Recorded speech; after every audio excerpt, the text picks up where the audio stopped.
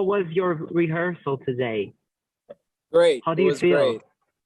It was such a level up compared to the first rehearsal, because of course we had some issues in the first rehearsal concerning, you know, camera movements and lighting and everything. Right. Just crazy how they just figured that out in such short time and just kind of really stepped up their game in a crazy way. So I'm super happy. Yeah. And what can we expect from your staging at Eurovision? Because it's a ballad, you know, it's going to be a quiet moment. Can you please tell me more about it? It's definitely going to be in line with the song and the balladesque feeling to it, because I didn't want to have too many distractions on stage. It's like things popping up or dances or anything that will fit the song. So it's definitely going to be very intimate. I'm trying to keep it as intimate and as personal and as close and raw as possible, so that, you know, people just focus on the song, because that's what it's about in the end. It's about the song, it's about the message behind it, and I'll just try to make people listen and like enjoy what they're hearing, what they're seeing, without having too much going on around that. Yeah, and what's the meaning of this song? I would like to know more about the message of it. Sure. Rockstars is about kind of the good old days that we all look back at. I wrote the song after watching an episode of The Office where someone said, "I wish there was a way to know you're in the good old days before you've actually left them." And that sentence kind of made me immediately write this. First, it made me cry, and then it made me immediately write the song, because it just kind of showed me how much time I spent in the past, you know, just like nostalgically looking back at when I was a child or when I was in my youth, and just having this lightheartedness and this mindlessness and not thinking about everything. And I kind of compared myself to who I am right now and who I've grown up to be, which is someone who is very much, you know, caught up in overthinking and doubts and worries. And it's very hard for me as where I am right now to just like be happy without conditions in a way, the way we used to be when we were children. And so that's like looking back at that, that's what Rockstar is about. But also, during the writing process of the song, I realized that we as humans often tend to kind of see the good old days always in the past. You know, while things are happening in the present, we mostly just see the bad things that are happening and going on. But as soon as the things is over, we realize how good things were. And I feel like we should change that. And that's what I'm trying to remind all of us through the song and through performing the song, to remind us to be in the moment, to see the good things that are around us. Even in the darkest days, there are always good things to discover around us, and we just have to see them and focus on them. And then the good old days never end. And do you think, particularly new generations, do you think they forget about something really quick, or they don't just enjoy the moment? Because, you know, we are living in a fast world, you know? Absolutely, and it's just getting faster and faster. There's so much going on. It's just crazy. I mean, I always felt like it's just everything is so fast. But of course, the more newer generations, it's just getting crazier and crazier, and just all this digital world there, and just having your phone, like looking in the phone all the time, and just being like consumed. There's so much consuming of information, of news and everything, that it's just getting really hard in the moment, of course. So yeah, I think we should try, for example, with the song with Rockstars, maybe when you listen to it, you can just focus on nothing else but just calm down. That's what I'm actually doing when I'm performing the song. I'm just in my world, and I'm just thinking about being in this moment, thinking about the privilege of standing on the stage and just like having people listen to my song and everything, people working around me to just have this performance. It's just, that's kind of what I'm trying to do with the song, you know? I mean, your song is actually one of my favorites, let me tell you, because it's really, I listened to it yesterday, and it's like, it's a quiet moment, and you don't think it's like Eurovision songs, you know? It's not that, it's like, it's just a song about the quietness, and you have to enjoy that quietness. It's really what I'm feeling about your song. And it's also remembered me about 21 Pilots music. I don't know if are they one of your influences? My favorite band. I'm not kidding. Oh my God.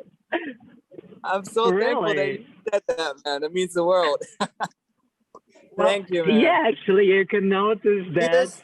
Oh my God. Joseph, man. You know what it is.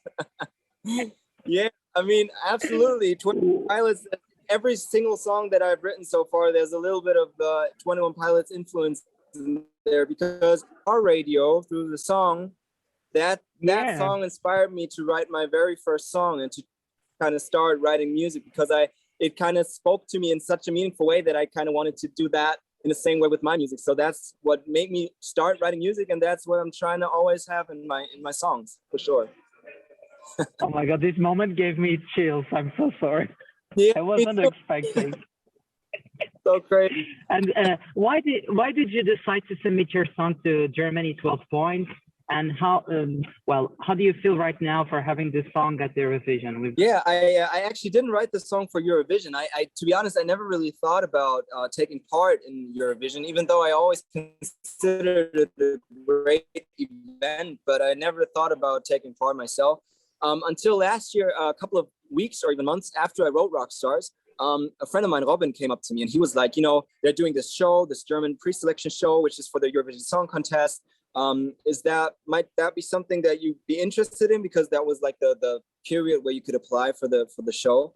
And first I was like, nah, I don't know. But then I immediately thought of the song of Rockstars, and that kind of made me change my mind, because first of all, I thought, like, through Eurovision, you reach so many people, and that's what I've always wanted to do. Like 21 Pilots did for me, just like give out songs that like make people feel like they're not alone with their thoughts and their feelings, and they can identify with that music, those lyrics. And also I thought, the song is so different to, as you said, to anything that I know from Eurovision. And so I thought, you know what, fuck it, why not just try out something new and see what happens? And now I'm here. I'm super, super excited about that, for sure. And last year, you also released your first album, Anonymous Colonist, right? Yeah. Can you please tell me more about his songs, what they represent to you? Absolutely. I mean, those are the very first songs that I've ever released. So for me, it's like my first chapter in the music world, and it's like a diary of my first steps in this new world. That's why I also called it Anonymous Colonist, because like the first steps on a new world, and you're like anonymous. People don't know you because I'm still new in the And so, yeah, it just means the world to just have like my first steps in a physical CD thing out there that people can just like check out. It's just absolutely crazy. And there's so much, I put so much work in this thing. I drew the cover and the whole artwork myself. I have the cover of these little pictures and all these images I drew myself, and every image stands for one song. So it's just like, it means the world to me. And it's just like my little baby. And how different are you from 10 years ago? Because your song is also a nostalgic song. So how different are you from 5 years ago? From compared to myself 10 years ago? Yes, in an artistic way, in personal way, if you want to say something. Oh yeah, I'm a completely different person, I guess. I mean, I've kept my sincerity, I guess, because that's like something that my parents kind of taught me. But especially concerning the way I see myself and the way I perceive the world around me, I'm just very much caught up in my head all the time, and that's just something that Rockstar is also about. Sometimes I just wish I could go back or just press pause for a moment and just not have all these thoughts and doubt, like self-doubts and all that. I mean, through music, I'm very happy that in the last couple of years, I just kind of found this kind of outlet that just really helps me deal with all these things. So that's a great thing about music, And you came from a family of artists. So how do you feel for continuing to be an artist, have an artist in this family? It means the world. I just had a very emotional moment today standing on that stage, because my grandfather, Ralph Junius Harris, was an opera singer, and he was traveling around the world with his opera music, and he was actually the first African American, the first Black man to sing in the Sistine Chapel.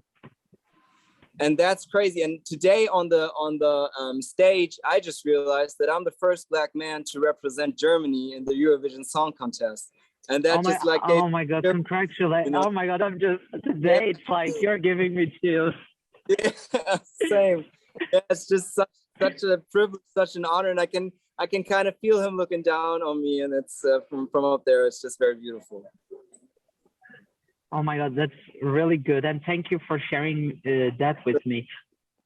And my last question, because I don't want to take you more of your time. What's your favorite Germany participation at the Eurovision Song Contest and why? Oh, that's a hard question. I think I'm gonna go with, of course, Lena was great, but I think every German says that. So I'm gonna go the other way. I'll say Michael Schulte, because I love the way that he just like performed such an personal, such an intimate song. And he also he didn't have much, many distractions around it. It was just a guy standing there telling a story about his father and just like sharing a very, very personal thing. And it just kind of made you listen. It just kind of made you dive into that journey. And it was an absolutely emotional moment. And I think that's what music is about. It's about emotion. It's about feeling things. And Michael Schulte definitely managed to do that for me personally, for sure.